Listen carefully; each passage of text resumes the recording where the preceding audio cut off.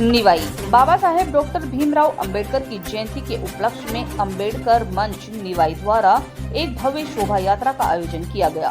शोभा यात्रा पहाड़ी चुंगी नाका से विधायक राम साहेब वर्मा, नगर पालिका अध्यक्ष दिलीप इसरानी ने शोभा यात्रा को हरी झंडी दिखाकर रवाना किया।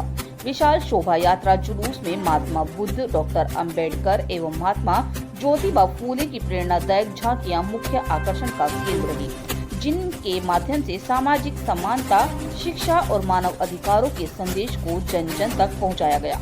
शोभा यात्रा नगर के मुख्य मार्गों से होती हुई गुजरी, जिनमें बड़ी संख्या में नगर वासियों ने भाग लिया, तो वहीं ढोल नगाड़े और बैंड बाजों के साथ यात्रा निकाली गई। यात्राओं में युवाओं ने, महिलाओं ने और बुजुर्गों ने भी बढ़ चढ़ कर हिस्सा लिया। इस पावन अवसर पर सर्व समाज के सामाजिक संगठनों ने एक जुलूस का पुष्प वर्षा कर स्वागत भी किया। सभी को बाबा साहेब के विचारों को आत्मसात करने का संदेश भी दिया गया। कार्यक्रम संयोजकों ने बताया कि इस आयोजन का उद्देश्य समाज में समरसता, समानता और शिक्षा का महत्व उजागर करना है। आयोजन को सफल बनाने में अनेक सामाजिक कार्यकर्ताओं, युवाओं और महिलाओं की विशेष भूमिका रही। यह जुलूस न सिर्फ श्रद्धांजलि थी, बल्कि समाज को एकजुट और जागरूकता का भी संदेश देना था। इस प्रकार भाजपा कार्यकर्ताओं ने विधायक निवास पर विधायक राम साहेब वर्मा के नेतृत्व में बाबा साहेब डॉक्टर भीमराव अंबेडकर के चित्र के समक्ष माल्यार्पण कर संगोष्ठी का कार्यक्रम आयोजित किया। वह सोमवार की विशाल शोभा यात्रा और बाइक रैली का भी आयोजन हुआ। इस दौरान शंकर हाथीवाल, डॉक्टर रामचरण पारिक आदि मौजूद रहे। निवाई से संवाददाता जाकिर अली की खास रिपोर्ट।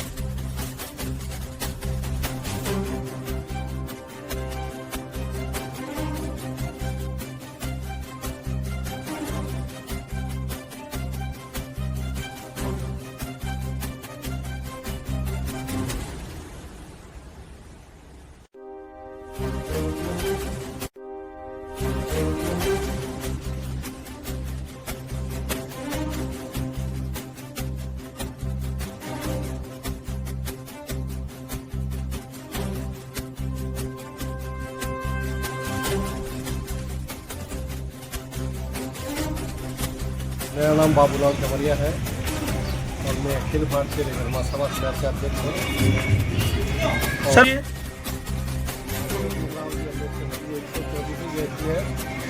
और ये तीज वाला जो मार्केट है, जहाँ एल जी शर्मा के यहाँ से अम्बेडकर पुलिस से बाबा साहब रैली, साल रैली का आयोजन अपने अस्पताल से होते हुए, इंदिरा सर्कल होते हुए, थाना सामने से जमात में होते हुए निश्चित के साथ अम्बेडकर सर्कल यहाँ पहुँचेगी। और यहाँ इन्हीं के नाम से जो भी समाज के पदाधिकारी आएंगे वो बाबा साहब के विचारों पे प्रकाश डालेंगे और उसके बाद मिठाई का शो होगा, उसका समापन करेंगे। इसके बारे में तो मैं यही कहूँगा कि बाबा साहब दलितों के में से दलितों का ही नहीं, बाबा साहब महिलाओं के भी क्या नाम से मसीही थे। उन्होंने सर्व समाज के लिए काम किया। रहा सवाल दलितों के अत्याचार का, तो मेरा ये मानना है कि राजस्थान में शुरू से ही दलित समाज के अत्याचार है, चाहे वो मेघवाल समाज हो, चाहे रेगर समाज हो या बैरवा समाज हो। हमारे लोगों को आज भी आज़ादी के 70-75 वर्ष के बाद में भी रोड पे बैठे नहीं दिया था। हमारे ये जो नए कपड़े पहनने का है, त्यौहार वार मनाने का जो तरीका है, उनसे जो अन्य समाज के लोग हैं वो आज भी हमें से घृणा करते हैं। हमारे पढ़े लिखे बच्चों से जो मतलब बड़े पदों में बैठे हैं, उनके साथ भी कई बार इनका भी अपमान होते हुए देखा गया है। मेरा तो निवेदन यह है कि जब तक हमारे अनुसूचित जाति के लोग बड़े बड़े प्रशासनिक पदों पर नहीं बैठेंगे और राजनीतिक में जब तक मतलब भागीदारी नहीं होगी पूर्ण रूप से, जब तक ये अत्याचार जैसे ये कारक ये जो अत्याचार जैसे जो कांड है ये रुकने वाले नहीं। मुझे तो इसमें ये राजनीतिक जो पार्टियां हैं, और मेरा ये मानना है कि जो यूपी में 2027 के इलेक्शन होने जा रहे हैं, ये उसी से जुड़ा हुआ एक हिस्सा हो सकता है। जो हिंदू मुस्लिम की राजनीति करते हैं, दलितों के साथ अन्याय करते हैं, ये अपना वोट बैंक बढ़ाने के लिए ये सब ऐसा करते हैं। समाज का अगर हमारा भाई समाज संपूर्ण हो जाता तो सब ये कुछ देखने के लिए नहीं मिलता। ये सब पार्टी द्वारा लिया गया एक्शन एक दिखावा है। सच्चे अर्थों में अगर उनके खिलाफ पार्टी ने कुछ कार्रवाई की होती है तो उसको उनको बर्खास्त किया जाता। मेरा निवेदन ये है कि जब से इस देश में पिछले 10 सालों से भारतीय जनता पार्टी की जो पार्टियां के जो आदरणीय प्रधानमंत्री जी हैं, चाहे वो यूपी हो, चाहे वो राजस्थान हो, चाहे बिहार हो, चाहे एमपी हो, ये देखने में आया है कि हिंदू मुस्लिम की राजनीति और साथ में दलितों के साथ अत्याचार, चाहे वो कटिंग कराने वाला मामला हो या कहीं बेचने का मामला हो या पानी स्कूल में मटके से पानी पीने का मामला हो, जब से ये सरकारें आई हैं भेदभाव का आंकड़ा बढ़ा है, अत्याचार का मामला बढ़ा है।